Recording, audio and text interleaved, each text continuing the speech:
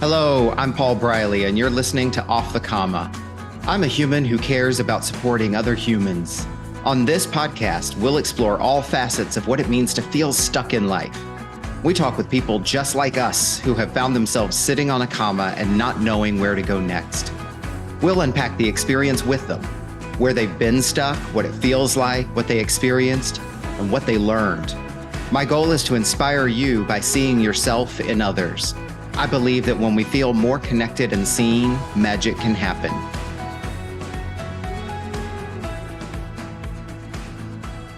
So I am super excited about this episode. One, because now we are more than 10 episodes in on Off the Comma, the podcast. So I want to acknowledge that. I'm super excited about what we're creating here. And I'm just so excited and privileged to be able to do this. This is really cool and fun. And you'll hear me talk more about this in future episodes. But also very exciting is today I'm going to be talking with Cami McLaren, who I am going to let her introduce herself, obviously. But I'm going to talk about her for a little bit. So Cami is my coach, trainer, and teacher, and coach, and friend. And I just want to acknowledge her for a moment before we let her start talking, because in many ways, this podcast has been shaped by Cami and has her fingerprints on it, because the training that I went through Transformative Coaching Essentials in 2021 and 22, that program that taught me how to be a coach and that I have now put into practice has also brought me to this place. This work that we're doing in the Off the Comma podcast and my coaching practice has all been shaped and influenced by the things that you've taught me and the things I've learned through your programs, and then obviously your mentorship, Cami. So a little promotional or not so promotional acknowledgement of you, but I wanted to get that in right up front and say thank you. And it's so cool to have you here in this space because of the fingerprints that you have on it. So there you go. Thank you, Paul. I am honored to be here. First off, the fact that you are over 10 episodes is so exciting. I've listened to the majority of them, and you're such a great interviewer. And when you say about having come through the program and now being here, like, imagine my delight to see what people do after the program, and like the way that like my vision has always been that it would spread out farther. And like, that's what you're doing, right? You're reaching lots of people with these great messages and thoughts and questions and inquiries, and normalizing the comma. And so it's just so cool for me to see what you're doing. Yeah. Oh, I love that. And yes, right. Like there's even a takeaway in that, right? Like, do the thing because you love it. Do the thing because you know it's important, and trust that the ripples will go wherever they go. You may never see where the ripples go, but as long as you played a role in putting the ripples out there, then how cool is that? Yeah. Awesome. Well, let's get into you, because today is your episode and it's your story and this is your platform today. So I want to introduce you to our listeners. So Cami, tell us a little bit about yourself. Let's start with how would you like to be known? And then what would you like people to know about you? When I think about myself, I could probably come with more words than this, but I believe that I am an explorer. I am always looking for the next place to go, the deeper place to go with people. I believe that I am a creator. I have created many, many things in my business and my life that have been truly phenomenal for me. And I did a process one time recently about like how you see yourself and how people see you. And the word I came up with was conductor.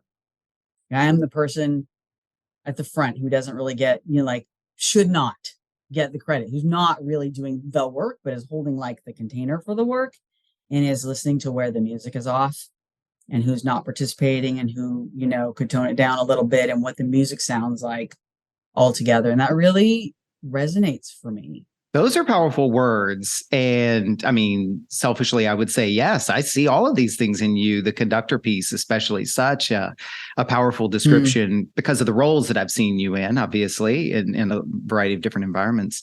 I definitely see that. And you're very skilled at that. There's some aptitude that maybe I can't find the words for. I'm sure you can, that makes that a really good place for you.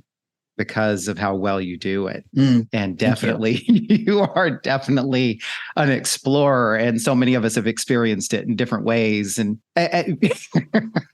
we laugh, right? Like, so for the benefit of our listeners, right? Cami and I are probably going to chuckle about a couple of things along the way because they're sort of inside jokes. But the point is, like, you're so good at the exploring and the conducting, in my opinion, that it is always resourceful, even though sometimes it's not always fun, right? Yeah, I was laughing because we were at this meeting with coaches like a month ago, right? And one of the coaches who I had worked with to some degree said, "I'm always afraid to come to the call with Cami," and I was like, "Oh man!" But I think that's why. I'm the deep diver. I'm going down under the rocks, below the water where it's super cold, and they just have those fish with a light on their head. So descriptive. And it's always beneficial, right? Like doing the work and really discovering ourselves and getting in touch with ourselves isn't always fun, right? It is useful, it's purposeful, and it is beneficial, but it's not always fun. Same difference as exercising, right? Like I complain when I lift the weights, but I know that I need to lift the weights because there's so much that comes from it for me. So what else would you like? We're going to get to learn a lot about you through your story, but what else would you like people to know about you? Like, what do you do? I mean, what are some of the things you're involved in? So my history is I live in Sacramento and I grew up in Southern California, and I came up here to go to law school. So I was a lawyer for 16 years. And then I magically fell into a coach training program. I just, through a series of events, was around a lot of coaches in this particular program. And I was just very excited about how they lived their lives. And my sister and I were in these programs together. And so we decided to pursue this year-long training program, not really to be coaches, but just to learn what coaches know. And so that's how I became a coach. I feel like, and before that, people say like, find your passion and stuff like that. And like, I didn't even know what that meant until I tripped over it. And then I was like, this is what I remember. I came home from coach training and I said to my wife, I'm done practicing law. And that was it. That was it. Because like through our program, and you've done this as well, we coached people from the outside. In the quickness with which people's lives change is phenomenal, right? And so like, I was like, that's what I'm up to. And I did really fall into this purpose/passion. So that was about 15 years ago. And I've done many things. One of my favorite things to say is keep walking through the open doors. Like there have been things that I've done that just have arisen, and people have said, "Can you do this?" And I've been like, all right. So, and that'll be my story. But the what I do is I coach people individually. I mostly run a coach training program, the program you went through. We this year, Paul, will have graduated right around 50 people. That's amazing. It's just phenomenal to me. Yeah. Yeah, that's to be acknowledged. And that's in what, 4 cohorts over a period of 5 years? Yeah. It started in 2019. And in January of 2019, and in January of 2024, we'll graduate this class, which has 17 people in it. So I do a lot of things, but those are my main things. Those are my top things. Well, and if I may, and I will. Yeah. The conductor, right? You found a path for yourself through the pandemic in a way I would say you thrived, and all these people who were looking for a pathway through the pandemic, you helped facilitate their journey. Yeah, the pandemic was interesting for us because we were 2 months in to our program, which is 12 months long. Yeah. Oh. And so month 3, I said to them, we'll just skip this month. We'll just do like a Zoom call for 3 hours. And by the next month, I was like, oh, I'm going to do whole day long trainings on Zoom.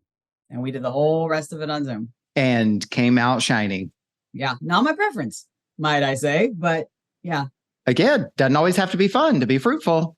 I like how you say that. It's really true. Yeah, really true. Cool. Well, let's get into your story. So, as I say with every guest, I haven't pre-screened your story. I don't know what you're going to be sharing with us, and I'm excited to hear it as well as everybody else, along with everybody else. And I always like to start with, what's your intention for yourself today with this podcast? My intention for myself is to be vulnerable and honest and open about the internal aspects of my journey so that other people, like, I've heard this occur on your podcast more than once, like normalizing the struggle. Like, that's why I think normalizing the comma, right? Because I feel like people put their best presence out there and act like everything's easy. Mm-hmm. And I don't, and I think there's, from working with people, what I know is there's a lot inside that doesn't feel easy.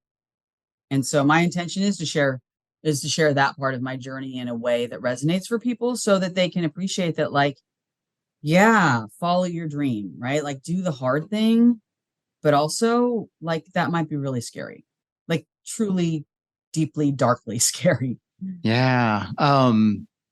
That is so descriptive. And I honor that intention in you. And I want to support that intention by creating a space for you to be able to share the story in whatever way works for and resonates with you.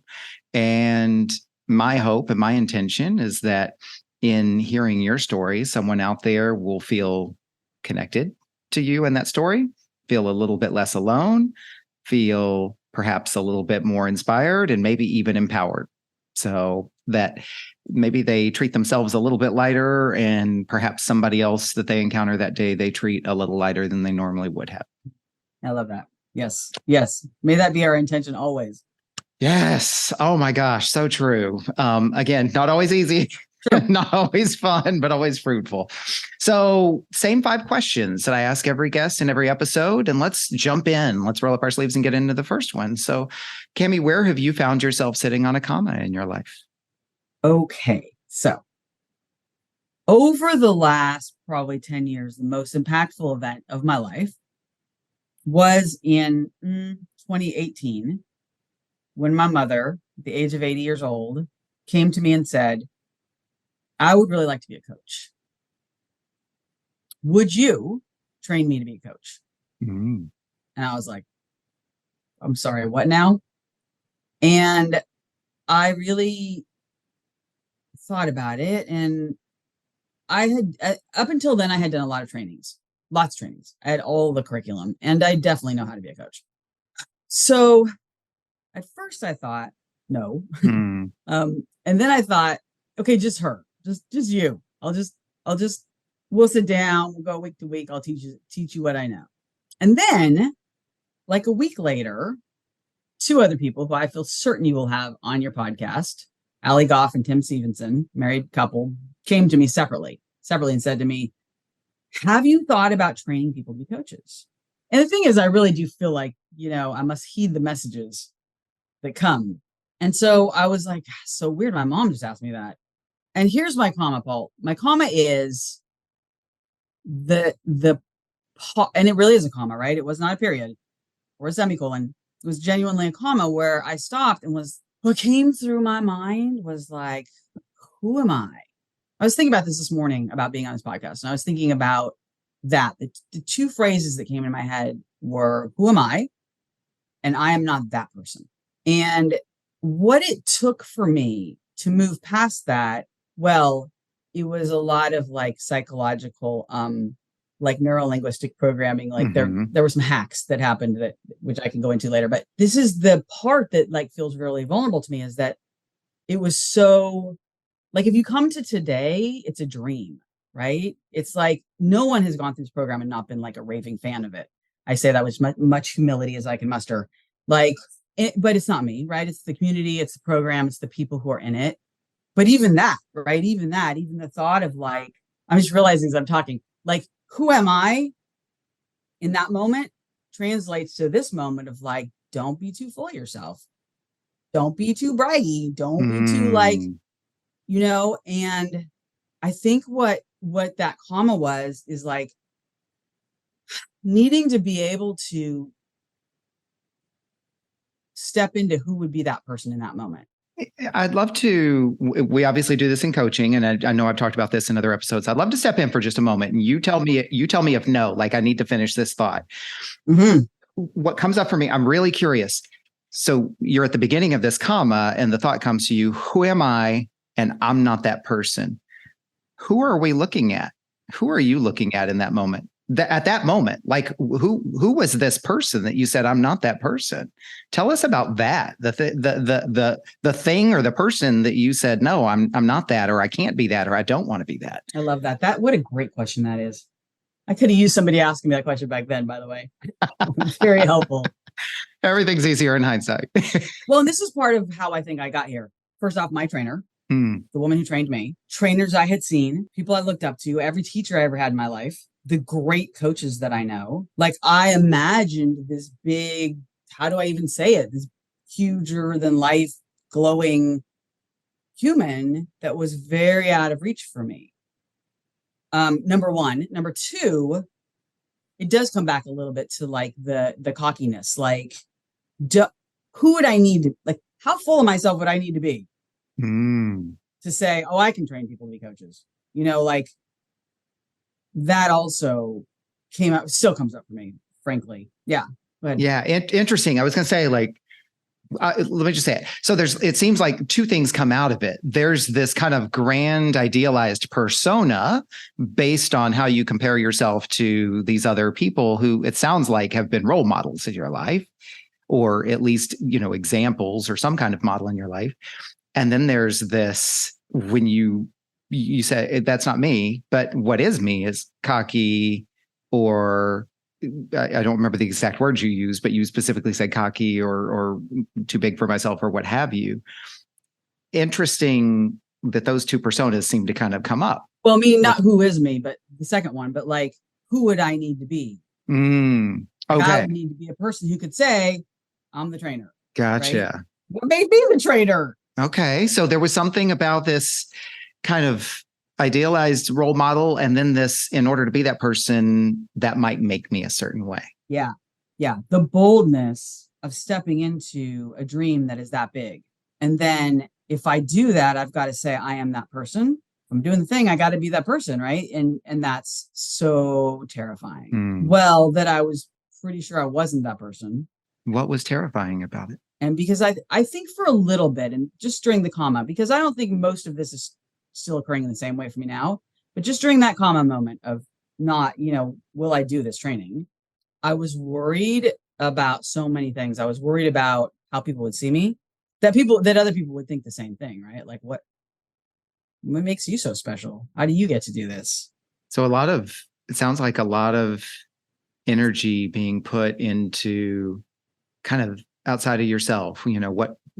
Who do I have to be? And then what are the other people going to say, or how are they going to react, or what are they going to say about me? Yeah, that's a good point. Tell me if I'm getting ahead of your questions, because I think that it was being able to go inside was the thing that got me off the comma. Well, put a pin in that, because we'll definitely come back to that. So here you are, you're at this point, and, we can look back now in retrospect and my gosh, you've come a long way and so forth. But what we really want to do is kind of spend a little time unpacking what was that like for you. So when you're at this point, which by the way, sounds very like scary, to be honest. Yeah. What did that create for you? You're at this point, and now you've been kind of issued this challenge, and you're going through this work of kind of trying to unpack who do I have to be in order to be there? Yeah. So what happens? What happens while you're sitting on this comma? I really think I've like blanked out that part because it was so challenging for me. I think what happened was I started looking at it. Well, I believe a lot in like the messages that you get. And so I really started looking at, could I do this? How could I do this? And then one other person actually chose to be in the program. And I think that I asked her. And so once I asked somebody, then it was mine, then I was like, oh, there's going to be a program. Right. But even then, Paul, I remember this so clearly. I was like, just the four of them, just the four of you, nobody else. We'll just go to a coffee shop somewhere, and, it'd be super informal, because I was still trying to play it small. I had the huge dream, which I didn't even know was a dream. I didn't even know I wanted, by the way. I'll just play it really small. I'll do it really like safe, and so nobody can see it. Just for these individual people. And that was, again, the comma. And I remember that comma too. The comma was like this fourth person, that choice point for me between genuinely, am I going to do this in my living room? or am I going to create a training? Because I've been creating trainings throughout my entire career. I know what that looks like. It does not look like 4 people in my living room, right? It looks like putting a stake in the ground and like choosing a venue and choosing a number and going for it. Yeah. Well, so let me kind of reflect that, because what you're saying is you also had a barometer. It sounds like having done trainings before and knowing what it takes to put trainings together. And as you said, maybe I didn't know it was a dream yet, but you knew this was big, and that in order to do this in a training could mean something really, really big. And yet you're like, I'm okay if it's just 4 people, and I can kind of keep this fill in the blank. Safe. Oh, interesting. Safe and invisible. Interesting. And I think that's been a part of my journey. The thing is that I'm a very introverted person. I mean, people don't really buy that when they see me, and I've taught myself to be different, but I really am. And I say very introverted because when I was a child, like I was really like shy and small, and I use the word invisible because I genuinely, if you see the movie Chicago, there's a song called Cellophane, and it's all about being invisible. And he says, you can look right through me, walk right by me, and never know I'm there. And like, I was good at it. I was really, really good at it. And I think,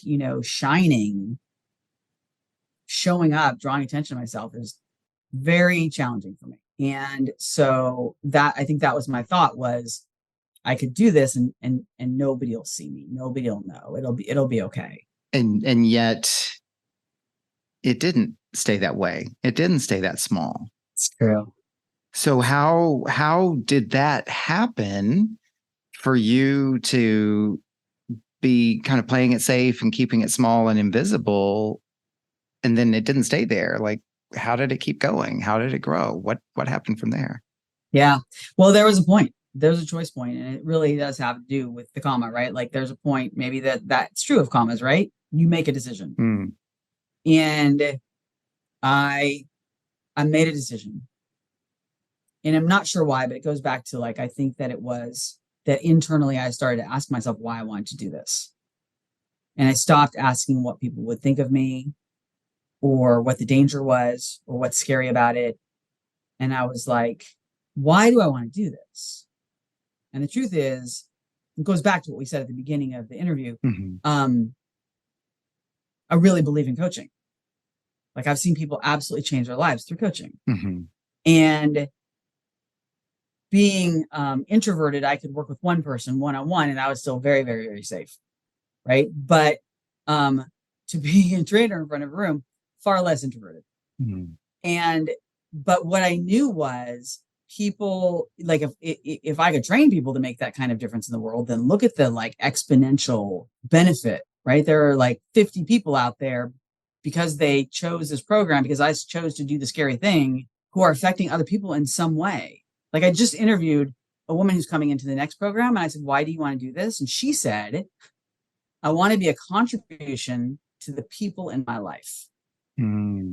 It's so powerful to me. It's so powerful that people who do this work want to contribute to other human beings. And I think when I started to look at that, then I was like, okay, then let's have an actual program. I don't mean years down the road, because I think, like every year I'm like, will I keep doing this? I was not thinking beyond that year. But I did start thinking, okay, if you're going to do this with 4 people, get a room, have an agenda, fill up the room. And I think it came out of my purpose. I just think it came out of my like real desire for people to be empowered and to empower others. It's really such a big story, and it's a powerful story. And I want to dig in on something that I think will be really helpful to people. So what I heard you say is, I started to get clear on my what and my why, and you've described that for us. And what I think might really be interesting for people to hear is, you said, I stopped worrying about this and I stopped worrying about that. And we hear that all the time. This is the decision I finally made, or this is the transition I made. How did you do that in that moment, given everything that you've shared with us? Like, what did that on a day look like? God, I wish I remembered, Paul. Here's going to be my guess. We go back to the blackout moment, dig in, try to remember. Here's where I think it came from. I think, knowing me, It came from talking to people. Mm-hmm. Because I'm a person, like until then, I have this business by myself, 100% by myself. Nobody to bounce anything off of. Before I trained coaches, I didn't have anybody around me other than Kelly Mobeck. Shout out Kelly Mobeck, who was always on my team, but really that was it. And I talked to a lot of people. I talked to my mom about it. I talked to my friends about it. I talked to Kelly about it. And here's the thing. Now that I say her name, I'm remembering she said to me, I was like, I don't know if I can. And she said, you absolutely can and you should. And she's my mentor coach, right? And so I think this is the power of coaching. She looked at me and she was like, I have been waiting for you to do this. I've been wondering when you were going to do this. People want me to do it and I'm not doing it, but you are the one. You're the one who should be doing this. And every step of the way, she has said that to me. So I think it is the fact that I talked to people and I got a lot of reflection back of you should really do this. And that started to like empower me, kind of like, I always think of the high dive as my metaphor for jumping, because when I was a kid, I'd get on the high dive and I'd walk out to the very end and then I would just stand there and try to talk myself into jumping in the water. Right? Like the regular people, they just run down the thing. I was like, I'm gonna stand here and think about this for a while. And that's what I was doing, right? I was on the high dive, just thinking about it. And it was kind of like, that I had people on the ground going like, it's okay. And also you're really good at this. And I think that helped me get past worrying about all the other things, what people would think of me and how this might, look to people. And I think throughout this entire journey, it has been that. It has been people like you saying like, no, you should be doing this. And I realized as I talk to you that I think that's really impactful. And like, if there's a thing I would wish that people would do, it's that they would tell other people what they see in them. Because I think that's what happened for me, is that I said, oh, I have this scary idea. I don't know if I'm any good at it. And people said, no, absolutely. You have to do this. And they were so genuine about it that I could sort of see myself reflected in them. Yeah. Well, and in a way, what I see, and you can tell me if I'm off the mark on this reflection, but the thing you did kind of in the dark that was like okay, how did I get from idea to the envisioning, all the kind of like the everyday stuff, was talk to people about it. And what it sounds like is you talk to people that would challenge you, whether maybe you knew you were doing that at the time or not. You can tell us, but you definitely talk to people who like push you into the scary thing. So there's that commentary, which is just the value, as you've already said, of share your ideas, talk to people, put it out there in the universe, right? And like you said with the metaphor, like there's people on the ground. I'm thinking about this, but there's people on the ground who are going to support me no matter what I do. And one other thing you said, it's very, very subtle, but the regular people would just run and jump. Yeah.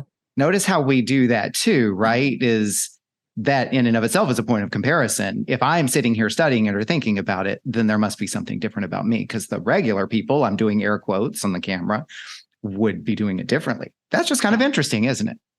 Yeah, that was part of the voice in my head, right? Like, you're not good at this. You're too shy. You're too scared. You're too nervous. You have to think about things too much. The regular people just jump off the high dive. Not true, but how my brain processes it, for sure. Yeah. Yeah. Well, there are people who do that, but it's not necessarily all the people, right? It doesn't make them any more right or any more normal or regular, right? That's such powerful stuff. Oh my gosh. And we could talk, I could pressure you for more details, but let's zoom back out to the question. So you've done this thing, you put it out there, you've gotten feedback, and you've taken advantage of coaching and coaches, and basically, and by the way, I want to also acknowledge, and you said, and I booked the room and I created an agenda. And so I'm hearing you're like, I kind of did one little step at a time too. Very much so. That was very much how I got into it. One step at a time.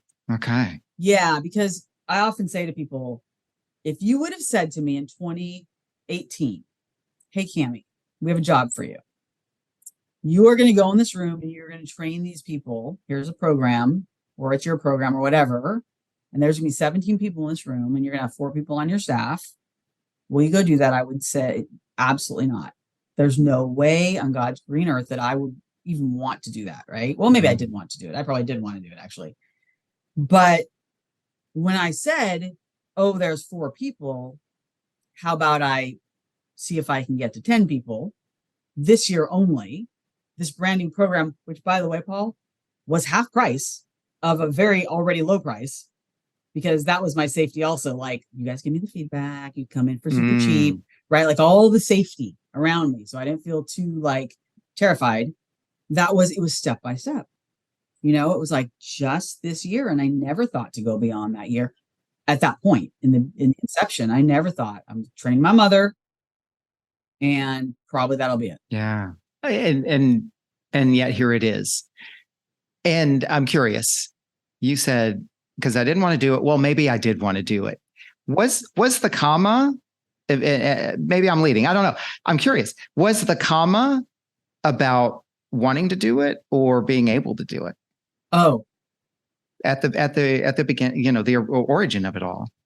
Yeah. I don't know. Maybe it's not relevant. I'm curious. I think it's probably true. It was about wanting to do it because why else would I have a comma that said like, can you actually do this? Is this actually you? Because I think the thing that I'm realizing as we talk is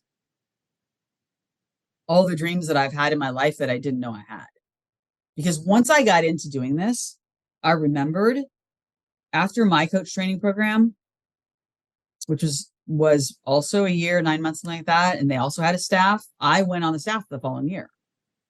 And I remember sitting in that room. I remember there's a moment, you know how you remember like something strikes you and they're like, and this person was sitting here and I was at this table and this was happening in the room. Oh, yeah. And all that happened in that moment, Paul, was I thought to myself, if I could do this, support students in becoming coaches for the rest of my life, I would be the happiest person on the planet.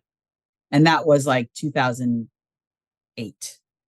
And when I got there, you know, here, I was like, oh, I did want to do this, but I was not bold enough to even consciously have the dream. You know, I didn't even ever say like, oh, someday I'll train coaches. Yeah. It's amazing, right? Like oftentimes we'll come to some revelation or some self-discovery and it feels like it's brand new. And then kind of after that glow wears off a little bit, you're like, actually, no, I had thought about that before. Or you'll stumble on a journal entry or a paper you wrote or something like that. And it's like, holy shit, I wrote about this when I was 6 years old, right? And I guess my point in going there with you and then reflecting this back as well is like, that's really kind of one of the fundamental questions and invitations for each of us, isn't it? When we start feeling that resistance, is it that I want or don't want the thing? Or is it actually you do want it and there's something else really? Like kind of where do I put my attention? And that's all part of the unpacking and the discovery. But so many of us like, oh, I don't think I want to do it. Is that really true? Yeah, it's true. Yeah. I bet you do. And I bet we do. You're just scared to death of it. Well, that's a different thing to focus on than wanting or not wanting, right? So much to unpack there. What a cool story. So we're looking at all of this. Then what have you learned about yourself as a result of this situation, this comma that you've been describing to us? Okay, I'm gonna limit to the comma because, gosh, I've learned so much. Chunking things down is very, very powerful. You know, one step at a time. You do not have to.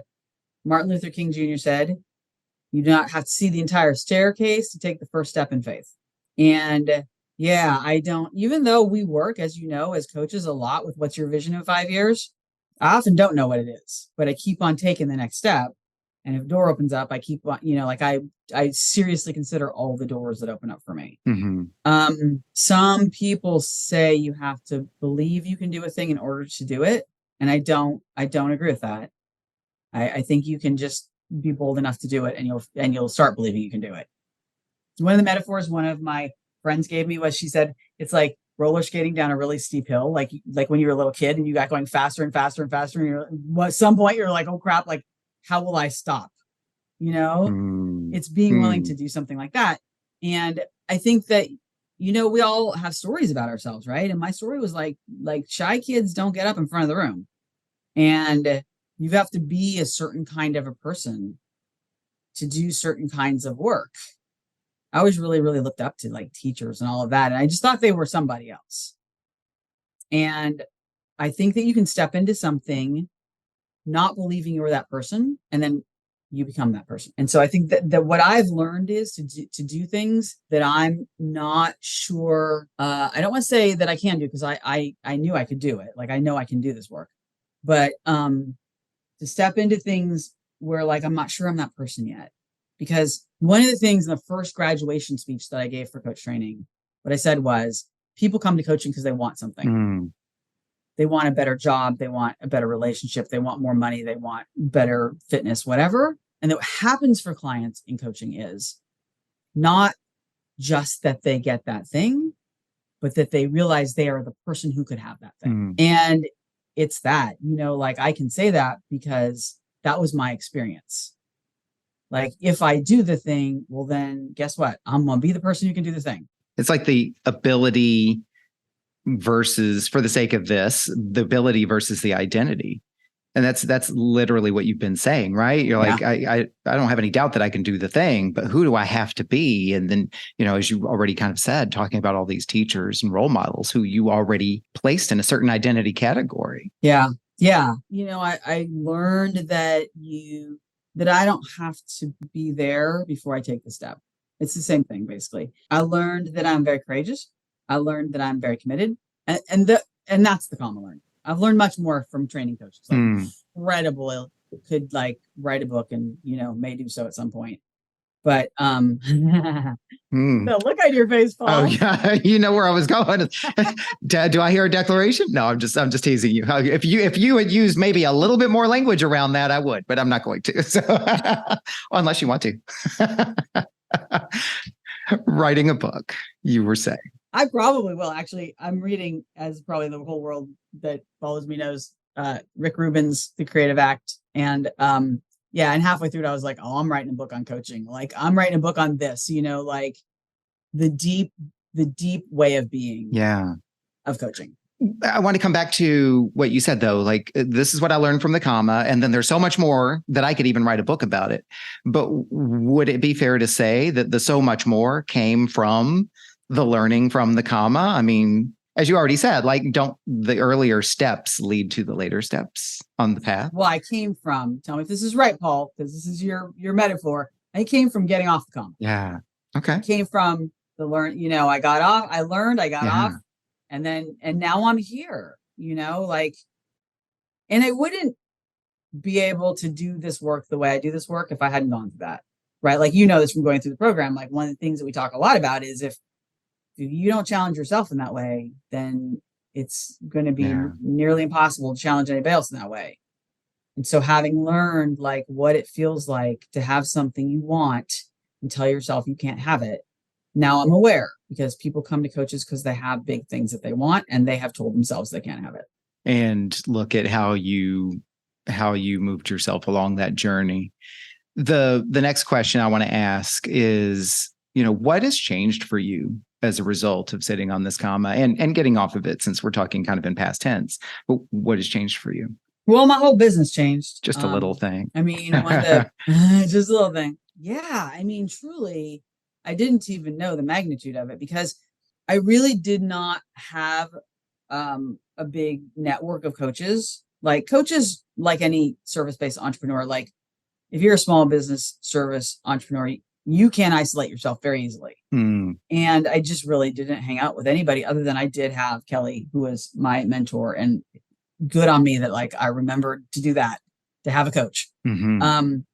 But oh man, I have a community of coaches around me. Like, I call all of these coaches for coaching. I call them for brainstorming. I call you for brainstorming. I call all of the people who have been through this program as colleagues now, as people who support each other, including me. And that has changed my entire life. And many of them, I would say, are my friends as well, if not the vast majority of them. And that was a really unforeseen benefit. And I shouldn't even say benefit, too light of a word. Like, there's a lot of studies on the importance of community. And I didn't really have this kind of community until now. And it's a community of like-minded people, right? It's a community of people who tell the truth to each other and want to lift each other up and want to support each other Mm-hmm. and want to, and will be honest and challenging with each other and will give tirelessly of their time and their energy. That's an incredible community to be a part of. And so now I have so much more around me that reflects like, yes, keep going. This, you can do this, because it continues to be a scary, daunting task. And yet it sounds like it's become safer. I think it has, Paul. I think the safety has come in doing, for some reason, metaphors just keep coming to me, but just like doing the scary thing over and over and over again doesn't become less scary. You just realize you won't die. Mm-hmm. And I think that's what's happened. The first year, I'll tell you something, the first year, man, I stood in front of that room and I was so afraid that people were mad at me all the time. All the time. Do they agree with me? Do they like what I'm saying? Are they unhappy with me? And then over the years, I had people who were like, I don't want to work with this person and I'm not going to work with this person. And the first couple of times that happened, I was like, oh no, what's happening? And now I have this paradigm that says like, people probably should struggle a little bit. People probably are like, you might not be doing your job. People are not a little bit annoyed right now. Yeah. It shifted. My original paradigm was like, nobody should ever get mad at you. And my current paradigm is like, you get to hold this safe place for people to be grappling with themselves, and people do what they do when they grapple with themselves, right? Like some of them disappear, some of them get mad at you. Mm-hmm. And that also changed my whole life, changed all my relationships to learn that to try to be smooth sailing in relationships it might not be the goal. Well, and first of all, I want to say that that's very profound. That's also kind of moving some cheese for some people, to use, the book title. And that kind of ties into some of what you were saying earlier, right? Or what we were talking about kind of in the beginning when we were having some fun with each other, is like, it doesn't always have to be fun to be fruitful or what have you. Like, so much of our society, I'll speak for myself, right? That's all I can speak for. Oftentimes I'm looking for the easiest, smoothest path, and the most comfortable is the goal, but it's not always what serves me the best. And as I too have kind of shifted and learn and starting to grow and stretch, is like, okay, the bumpier road may actually have something more on it for me. And I can mentally prepare for the bumps as much as I can, but what would avoiding that road actually create or not create for me, right? I love that. You're reminding me of a quote. I'm going to paraphrase it. The goal of life is not to arrive at the end safely. The goal is to slide in with a glass of wine in one hand, chocolate in the other, screaming, "Wow, what a ride!" Yeah, yes. I've seen memes like that too on social. Yeah, exactly.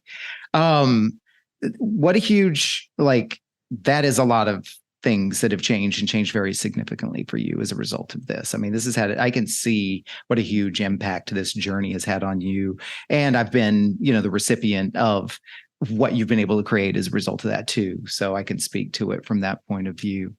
There was something else that I wanted to reflect in there, and it's evaded me. So if it comes back, it comes back. And if not, then the universe wanted to hold it instead. Let's go to the last question.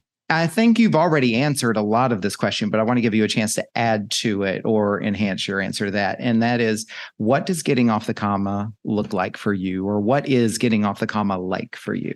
I want to say that it means to take what I've learned from that experience and use it going forward. Mm-hmm. Like remembering that all the lessons that I learned. Because every time I have a new bold thing, right? Like you and I have been talking recently, I'm not going to go into this, but this is my example of like licensing some of my stuff. Mm-hmm. And there it is again. Like, who am I to like, how is this going to really, like, you're not that person. Mm-hmm. So I think what it means is to remember going forward, like that will be the conversation you will have. The conversation is, who are you to do that? And knowing, I am a firm believer that the best thing that you can learn as a human being is to recognize your stuff so that you can say, oh, my stuff. That's my voice. That's the voice that comes up in my head when I'm trying to do something really big, which means you should move forward If it wasn't really big, you wouldn't hear that voice. And we want to do, we want to do the big things like that. That is the goal for me in life, is to just have the most fun and affect the most people. And that's the big scary stuff. I love that. And I'm sitting here trying to come up with a metaphor for that, but I don't have one. So I'm just going to say it like what I'm hearing you say too is, when you've done it enough times, it becomes a little safer, right? Or at least you get a little bit more comfortable doing it. And you also start to look for the things that used to be barriers or obstacles. And now you can kind of move them to the side and they become sort of like accessories to the journey. So this who am I isn't the block anymore, but it's not going to go away. It's kind of like that's the curtains on the window and I can walk past it, but they're going to show up again. Yeah. They don't have to stop me. Yeah. I like that. It's the curtains on the window. Well, what I want to think about is like, if you were walking through a door, what is in that door frame, right? Like, is it concrete? Because if it feels like concrete, it's hard to move past it. But the more I get familiar with it, the more that I am like, oh, the curtains, right? This is a thing I push past. It doesn't have to stop me. My son told me the other day that somebody told him that the human brain is like a toddler. You don't have to believe everything it says. Yeah. To be like, oh, that's a really interesting story, right? Like, you can't do that. People will think this of you. Like if that was coming from a 3-year-old, you'd be like, that's fascinating. That sounds like a crazy person talking, And I was like, what a great way to put it, because I think that's true. You do not need to listen to your brain. Yeah. Your brain will tell you all sorts of random things and you can decide what you're going to do with it. And it can be pretty simple and straightforward, right? Like, I don't know that I've mastered the overcoming what my brain is telling me in the daytime, but I did. I used to have, bad dreams from time to time. And if I woke up in the middle of the night, whatever I was dreaming was reality. And somewhere along the way, I got it in my head that's like, never believe what you think when you're asleep. Yeah. And so it turned into this weird thing that's like, if I woke up after having had a nightmare or worrying about the worst case scenario at work or whatever, like just recognizing, oh, it's the middle of the night. This is just, there's nothing true about this. Wake up in the morning and totally forgotten all about it. Yeah. It's crazy. I'm sure there's some NLP magic in there you could put a label on. I think don't believe everything you think. Yeah. Love that. Cami, we are going to wrap things up here. I would love to ask you, what would you acknowledge yourself for right now? Well, that's the most real and vulnerable way I've ever told that story. Like, usually I skip over all the parts about my own personal self-talk and stuff. And I always get scared to talk about myself. And like, I think I have some old belief that I don't really subscribe to anymore, that like I've got to look like I've got all my shit together in order for people to, respect and learn from me and all of that. And I have learned the opposite is true. However, I still buy it sometimes, right? So like being able to talk about myself in this sort of uncomfortable way, I would acknowledge that about myself today, Paul. Well, and I would thank you for bringing that vulnerability and that courage into the episode and sharing that with us, because I think we are all going to benefit from it. And it's ironic because that which you believe, those of us out here, for all it matters, and it shouldn't, we do see you as having your shit together. So there's just an irony there. Thank God. Right? There's just an irony there, right? So thank you for that. So tell us, Cami, where can people find you? Okay, so my website is McLaren Coaching. If you're interested in coach training, it's there. It says coach training. My email is there. My phone number is there. I am always happy to talk to people and offer complimentary coaching calls so people can see like what coaching is and what my personal style is. Because if you're going to work with me as a coach or as a trainer, well, if you're going to work with me as a coach, you have to feel like my style's a fit. If you're going to work with me as a trainer, I think that's true also, but you also probably have to like me a little bit, because like you're going to be with me a lot for a long time. And if you're really like that person, then I might not be your gal. Yeah. Okay. So we'll put that information in the show notes. And then I extend this invitation to everyone who's on the show. So is there any an individual, a cause, an organization who is important to you and that you'd like to take this opportunity to boost them or lift up their voice or give them a little exposure that they might not always get? Oh, I love that question. And thank you for giving me like prompting examples. The group that came to my mind is always my top organization is called CASH. It's the Community Against Sexual Harm. Terry Galvin used to be the head of that organization. You should interview her sometime, but it's now Sawan Vadan, who you should also, I hope I said Baden. I hope I said her last name right, but she's correct. She's a phenomenal person, and you should reach out to her. They do great work with sex trafficking and specifically sex workers in Sacramento, and giving them a door, to walk through. And Turning Point Community Programs, an amazing organization. You should interview Alexis Bernard because she's very high up there, and it's just such a giving organization. I'm not going to try to say what they do. Look them up. I feel like it's getting more dangerous to say what people do and be wrong. So I'm just going to say they're well, and I'll take that one for you, because I always, when I put the links in the show notes, I'll copy paste or paraphrase whatever their mission statement is or what have you on the website. So that will be accurately reflected for posterity for you, so you don't have to worry about that piece. So thank you. And an offshoot of them is Welcome Home Housing, which does similar work. I believe they work on housing for people with mental illness. And then, Paul, you said coffee shop, so I'm going to shout out Drip. Okay. Drip Espresso in Sacramento, Black woman-owned small coffee shop that is just fantastic, and I love them, and I think that they should get a lot of exposure. Wonderful. Well, I'm looking forward to giving all of these folks the acknowledgments from you, and I'll be tagging them in the posts on social media as well. And any of these organizations who I don't know these folks or haven't been to their establishment, I'll be checking those out as well, as I like to do. I love that. Like, when you first said it to me, I'm like, what? And I literally could stand here and probably give you 10 more. I suspected that was the case. I suspected that was the case. I love it. Cami, thank you so much. I have so enjoyed this, and I'm really looking forward to this being part of the collection and to being able to put your story out in the universe with all of these others and all these amazing people. So thank you for, your vulnerability today and for sharing your story. And of course, you and I will be talking again very soon because of some of the things we're working on together. Yeah. Thank you, Paul. It's just really an honor, and I'm so glad you're doing this, and I'm so glad I got to be on it. Thank you so much. What an honor it is to witness these stories from these amazing human beings, and today's guest was no exception. I invite you to think about what you learned from this conversation. What stood out for you? What challenged you? What inspired you?